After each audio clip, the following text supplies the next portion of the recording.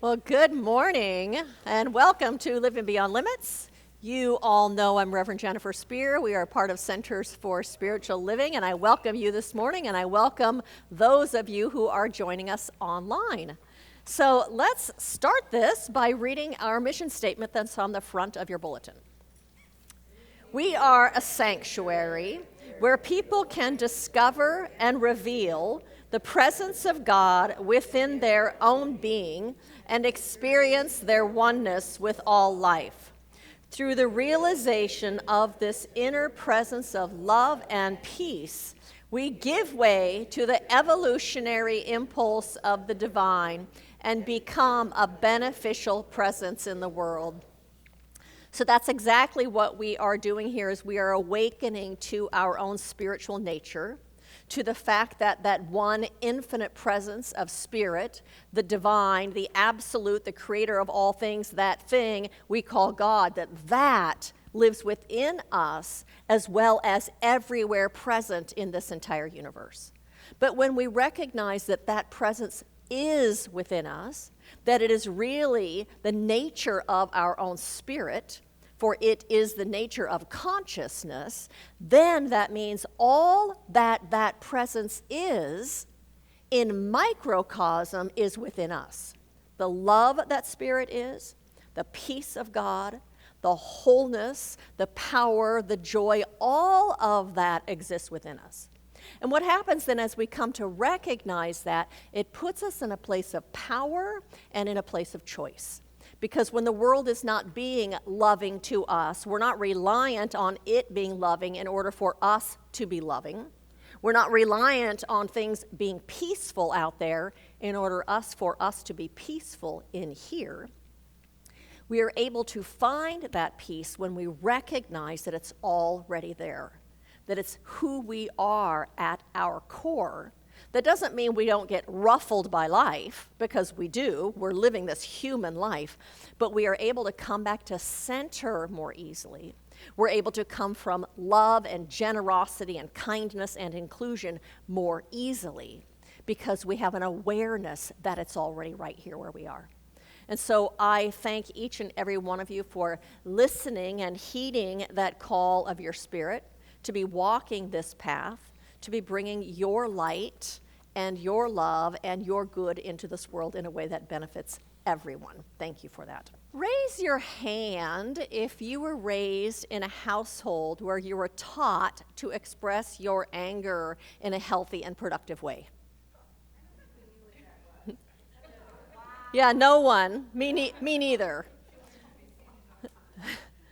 You know, a couple weeks ago, I talked about anger, which I'd never talked about before, and I actually had a lot of people talk with me afterwards and a lot of positive feedback and a lot of interest in that subject.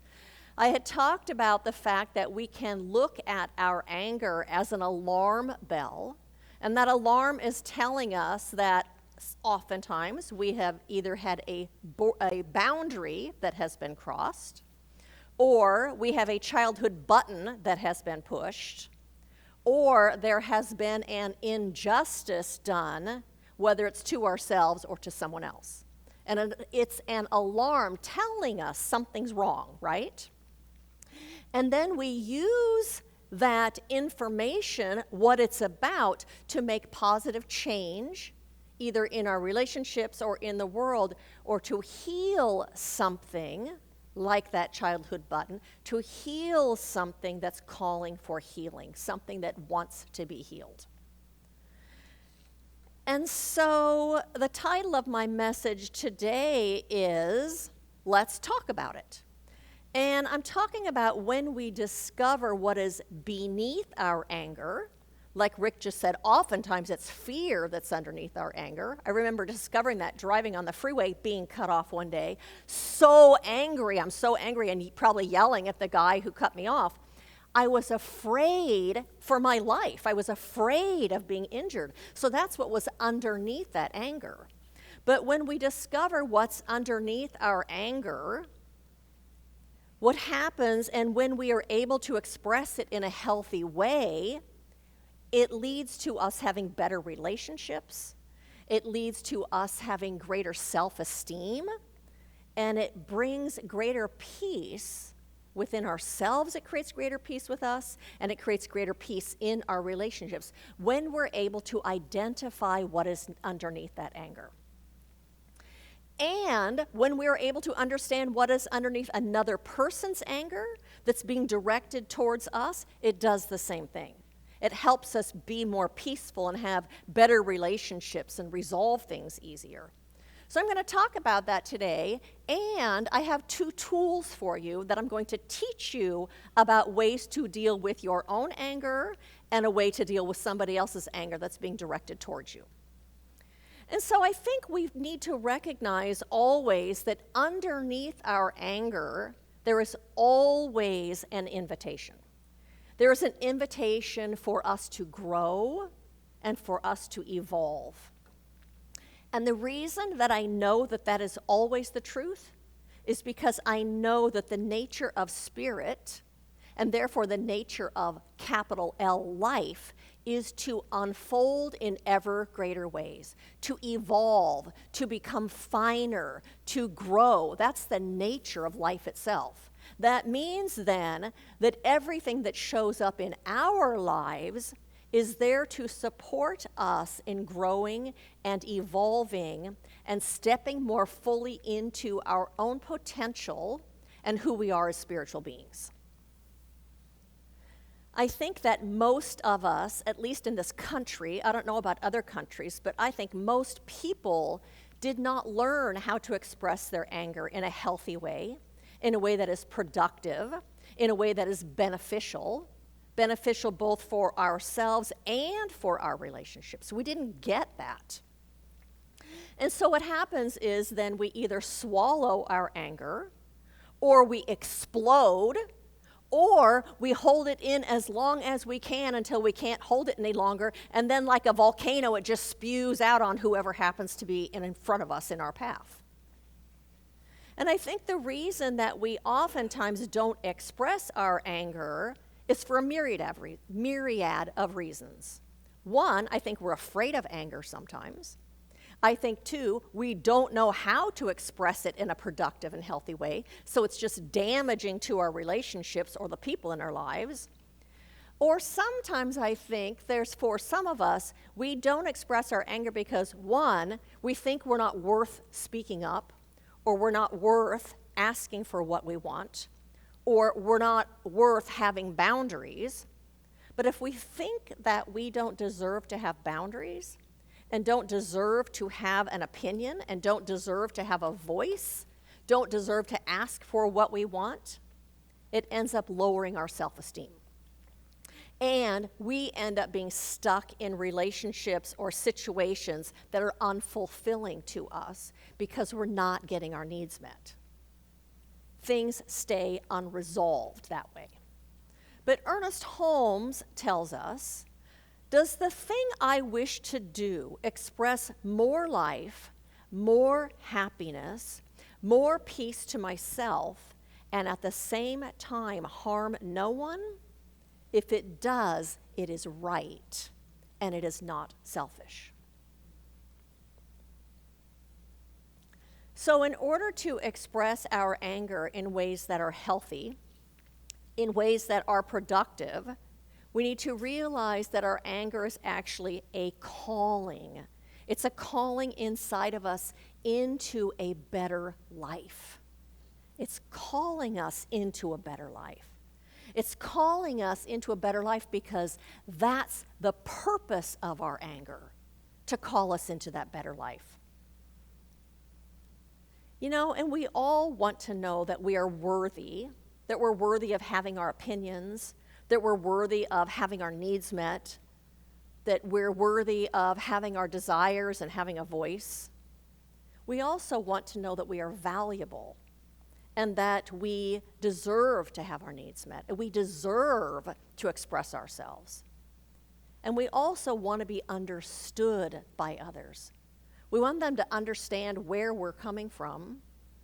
And you might not be aware of it in any given moment, but we also have a desire to understand other people, to understand where they're coming from, to understand their perspective. what's real for them. Because what happens when we understand another person's perspective, even if we don't agree with their perspective, it takes us to a place of understanding, and it takes us to a place of peace, and our anger dissipates. So recently I had a hairdressing client come in, and she wasn't talking, which is not like her at all. And she had been there for at least, I'd say, a half an hour until finally it came out. She was really, really mad at her daughter. She was so mad she wasn't talking. Her daughter is about 30 years old and just had her first baby, who I think is 5 months old. And her daughter, she'd had a conversation with her daughter on her way there, and her daughter told her, "I feel like you treat me like a child." And my client explodes. Is all I do is bend over backwards for her and do everything that she needs, and I babysit and I run errands, and she's going on and on and on. And I said to her, I wonder why she thinks you treat her like a child, or why she thinks she's being treated like a child. I don't know, but it's all I do. I babysit for her 3 days a week, and she just is going on and on and on. And I said to her, I'm used to dealing with you guys. I'm not used to dealing with that stuff. And I'm like, don't you wonder why she thinks that? Are you curious why she thinks that? She goes, no, because it's all I do. And she launches on again into all the things that she does for her.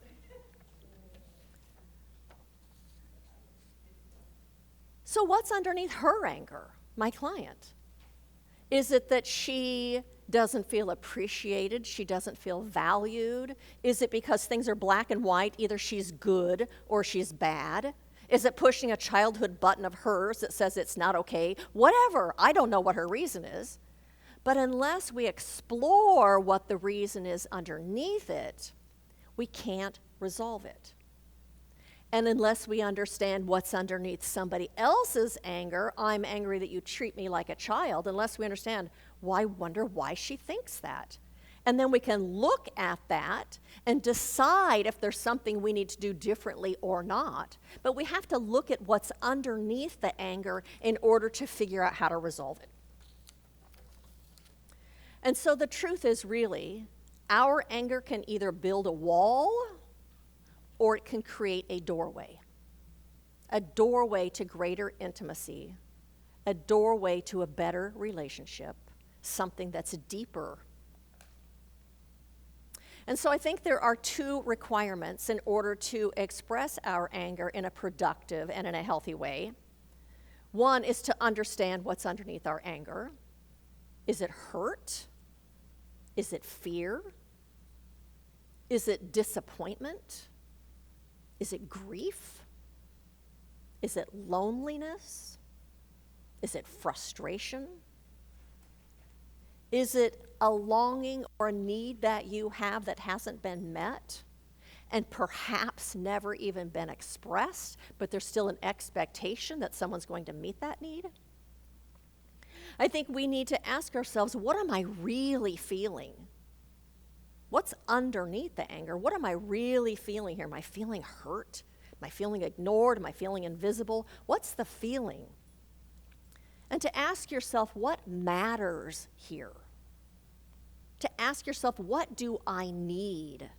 What's this anger pointing to that I have a need that wants to be met? What's the need that I'm experiencing? And what is it that wants to be expressed here? Is there something I need to say? Is there something I need to own? What wants to be expressed in this moment? But we must be able to name what's underneath the anger in order to resolve it and in order to express it in a healthy and a productive way. And we must own our own anger in order to deal with it effectively. We have to own what's underneath it. And so I'm going to give you 2 tools today as a way to work with your anger in a productive and healthy way. And so there is a handout that's folded in half inside of your bulletin.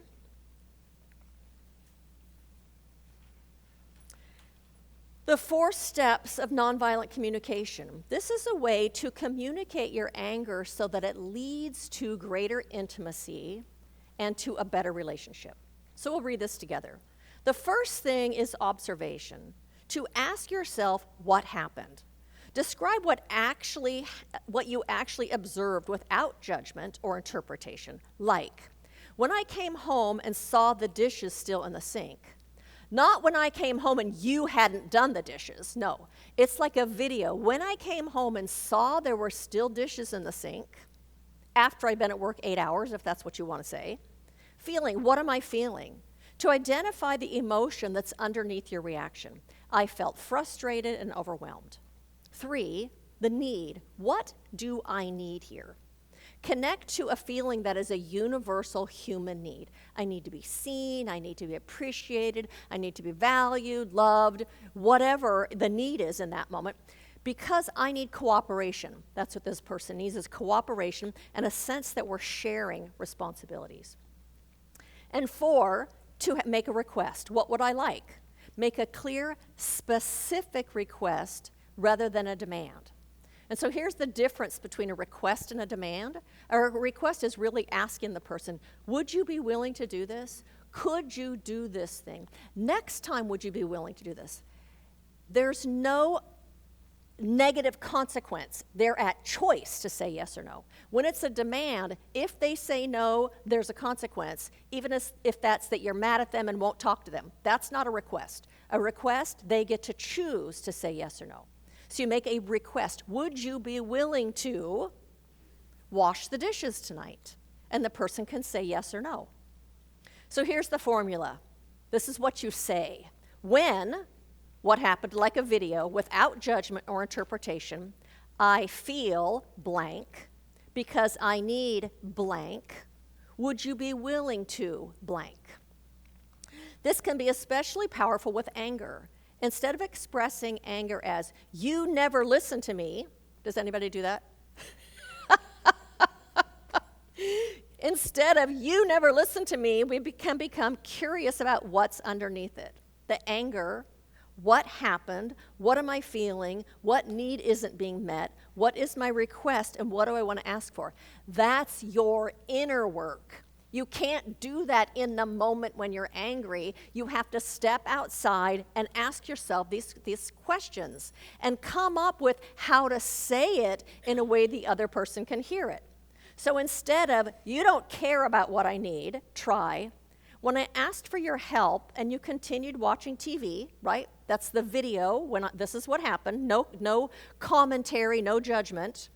I felt hurt and alone. I need to feel like we're a team. Would you be willing to help me with this now? Can you see how the other person would be more receptive to what you're saying when you say it like that? That then they don't have the need to get defensive and defend themselves? The important shift is that anger becomes information rather than ammunition. It points us towards the unmet need underneath the anger, giving us a way to respond consciously rather than reactively.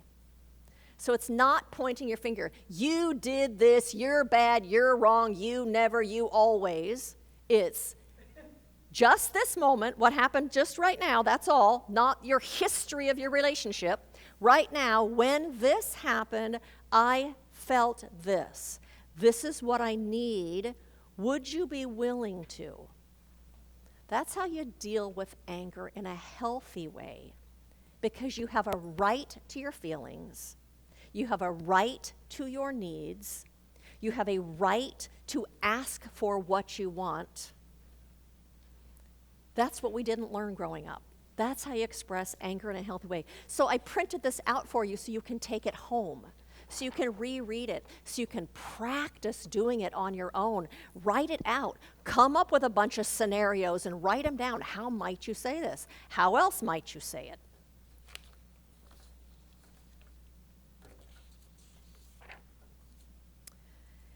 Mindachi, who is a somatic healing practitioner who wrote the book Decolonizing Nonviolent Communication, said, Healthy anger is a call out for connection, and it's not a call to hurt anybody.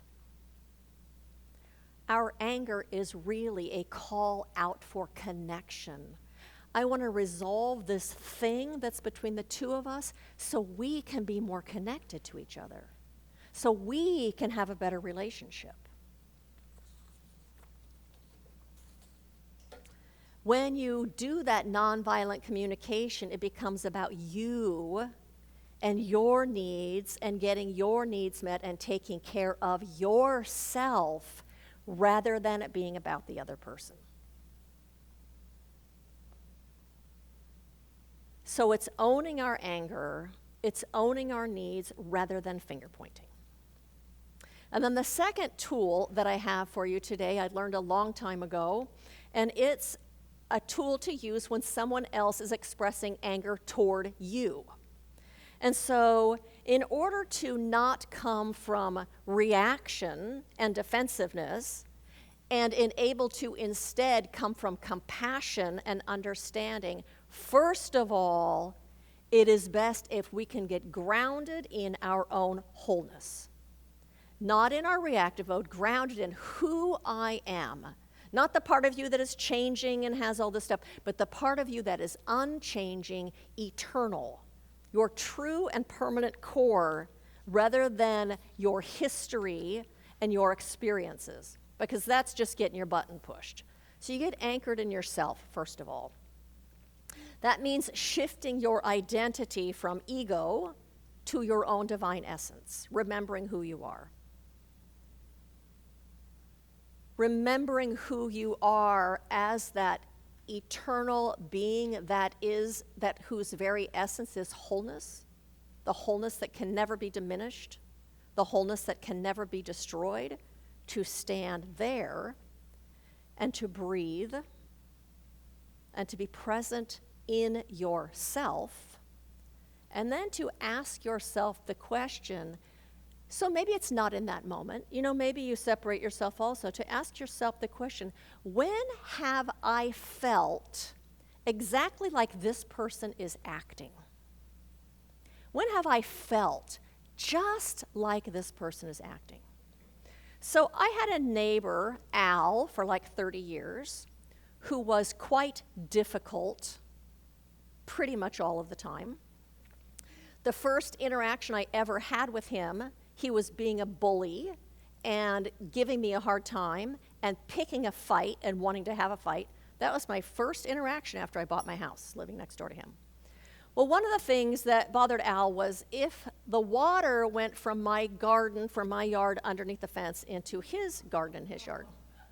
That's what I thought exactly. I thought, this is just kind of crazy. And he would tell me, your water has come under the fence into my yard. And I'm thinking, wow, okay, whatever. And then a second time he did it. Your water has gone underneath my fence again. And I'm like, boy, he must have some history of being in a flood something or something happening where that freaks him out if the water goes underneath my fence into his yard. And then one time I was out there working in the yard, and he climbs up on the fence and says, your water's coming into my yard, and now my dog has its feet wet. And I'm thinking, wow. So later on, I did that exact exercise. When have I felt exactly like he is acting, climbing up on the fence and yelling at me? I feel like that when I'm feeling like he's acting is when I'm not being heard.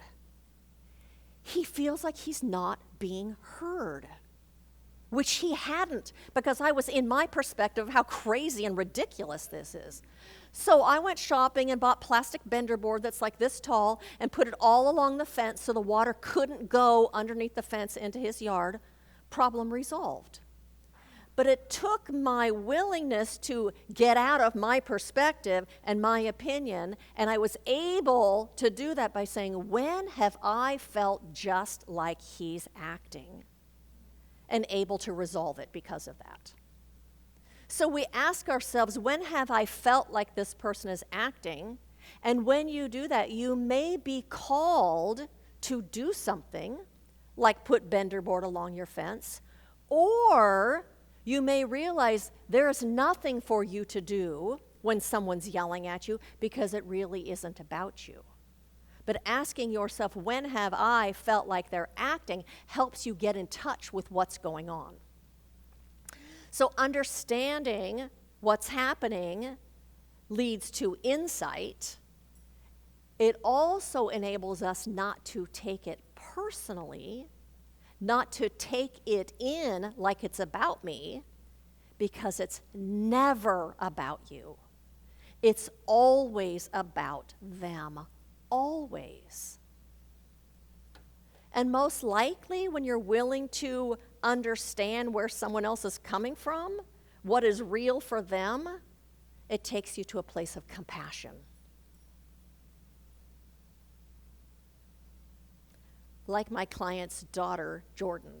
If she could understand why she thinks her mom treats her like a child, she would have understanding and insight and clarity, and then she could choose, do I want to change my behavior? Is there something I want to modify? But unless we understand what's underneath it, we can't do anything about it. So it takes curiosity. And it takes a willingness to understand another person's perspective. It takes a willingness to stop defending ourselves and our position and our perspective just for a moment so that we can hear what the other person is saying. It takes listening to what's underneath their anger and hearing what their need is. Because here's the truth. It isn't right and wrong. They're not right and you're wrong, and you're not right and they're wrong. It's not either or, it's and both. Both perspectives are valid. You might not understand it, you might not agree with it, but given that person's perspective, they're just as right as you are in your perspective. It's and both. Knowing that moves you from blame to understanding. And you know what? Life wants you to live your best life. Life wants you to thrive and to flourish and to live a life that is deeply satisfying and fulfilling and flows and easily, and it's filled with good and love and peace and joy and connection. That's what life wants for you. Because when you do that, then life is more fully expressed. And that's all that life wants, is to express fully in and through everything.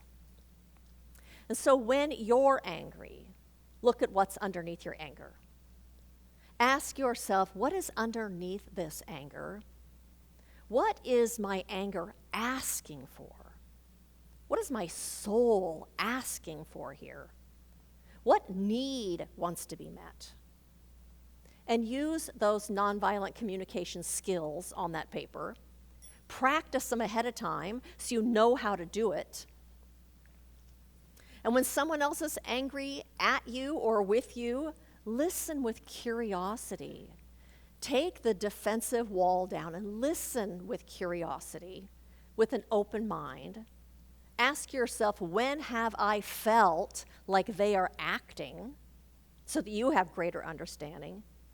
And use all of it for your own evolution and your own growth and your own flourishing and creating your best life for yourself.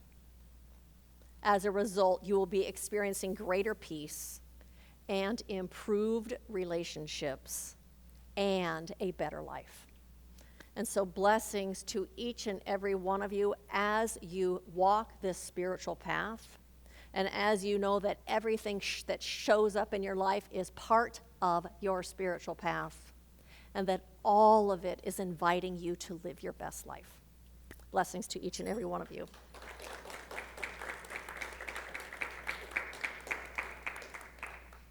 Like I said last time, who would know that anger is part of your spiritual path? Crazy. So I invite you right now to join me in recognizing the truth that we look from this world of form and all of the craziness that's going on, and we lift our vision to see that which is behind it, which is that infinite presence that is omnipresent, everywhere in its fullness, in its allness. All the love, all of the intelligence and wisdom, all of the order and the balance and the harmony and the good, all of that creativity, all of that power is right here in this moment. We walk in it, we walk with it, and it fills our beingness. It fills our bodies, it fills our minds, it fills our consciousness. For in truth, there is only one. There aren't two, there is only one, and it is that presence, and we are an outpicturing of it, here today, walking this path, living this life. And so I know right now that that intelligence and wisdom of the Most High reveals itself in our minds and in our hearts as clear and healthy and effective and productive communication. That wisdom leads us and guides us and speaks to us so that we might live and have the best relationships that are fulfilling and intimate and deep and loving and joy-filled. For I know that is life's intention for each one of us. For we've not been born in a vacuum, we have been born in relationship and with this family of humanity. And so I know right now that love leads the way, that love is always the answer, that love is beneath it, within it, and through all of it. And so we step into the love that is within us. Love for ourselves, love for others, love for this planet, love for this family of humanity. And we allow ourselves to be guided by love, by our own wholeness. We stand in that wholeness as we do our work, as we look at what things might need to be changed. We do it from a place of love and wholeness and peace. And so I speak this word also about every person on this planet, knowing that right where they are, that same wisdom and intelligence is. And right now, it is unfolding through each and every single person's mind, through their words, through their actions, through their lives. Intelligence and wisdom is leading the way, and love is at the center of all of it. For love is the ultimate power. I also speak this word about every single politician, world leader, decision maker, knowing that same wisdom right now fills their minds. That right now, any false ideas and false beliefs and inaccurate perceptions are being obliterated in the light of truth. The truth of oneness, the truth of love, the truth of goodness, the truth of abundance, and that there is enough for everyone. That is the truth that we hold to. And in that, needs are easily met. Competition disappears. Otherness disappears. For in truth, there is only one, and we are all a part of it. And so I release this word into that creative law of the universe, holding to this truth, living in this consciousness, knowing that as we reflect this out into life, life reflects that back to us in form. And so I release this prayer in gratitude, and I invite you to join me in saying, "And so it is." So I do have a couple of invitations for you. One is we are doing a back-to-school project collecting school items for kids that are living at the Long Beach Women's Shelter right now for them to go back to school. There is there still a list on the back table, or did that all get taken? There's still a list on the back table if you would like to sign up for something. They need to be turned in by next week. And we'd love for you to participate in that. So sign up today if you'd like to come. And then this coming Sunday, we're going to be in the park out here having a picnic and service in the park. So we invite you to come. Bring friends, bring family, bring anybody that you think might like to be outside with us and do service and a picnic. The following Sunday, we normally do a Fifth Sunday outreach, but instead we've decided just to be dark that day, and we're going to take one of the last weekend of summer, take it off. So I invite you that day. To do an act of kindness towards somebody and do something that's nurturing to your own soul, your own spirit that day. We invite you to join our website community. If you haven't done that yet, you can talk to Mike Winterer. Our Sunday Talks are available on our website and our YouTube channel. We ask you to check in on Meetup and say that you're coming. Follow us on Instagram, follow us on Facebook, and hit the share button when we post our talks and when we do the announcements of what we're doing as a way to build audience. So I invite you to repeat after me, good fills my life now. I recognize it. I savor it. I love it. And I live it. And so it is.